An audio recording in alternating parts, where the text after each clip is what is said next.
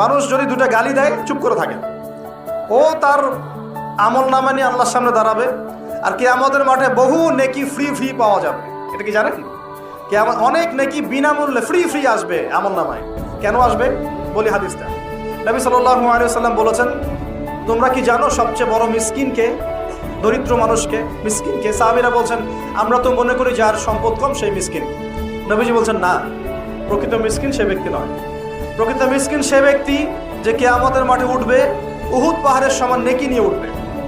উহুদ পাহাড় দেখেছেন তো? বিশাল পাহাড়। উহুদ পাহাড়ের সমান নেকি নিয়ে উঠবে। নামাজের নেকি, যাকাতের নেকি, হজের নেকি, ওমরার নেকি, বিভিন্ন নেকি। কিন্তু দেখবে সামনে বহু মানুষ দাঁড়িয়ে আছে। কেন দাঁড়িয়ে আছে? কারো কাছ থেকে টাকা নিয়েছে, টাকা শোধ করে নাই, কাউকে গালি দিয়েছে, কাউকে অন্যায়ভাবে অপবাদ দিয়েছে, কাউকে আঘাত করেছে, কারো উপর জুলুম করেছে ইত্যাদি। বিভিন্ন রকম মানুষের সাথে জড়িত পাপ ছিল, ঠিক আছে?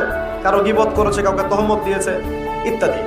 এখন আল্লাহ পাক বলবেন, এই ব্যক্তির নেকির যে পাহাড় আছে এখান থেকে নেকি নিয়ে ওদেরকে দিয়ে দাও। বলেন নাউজুবিল্লাহ।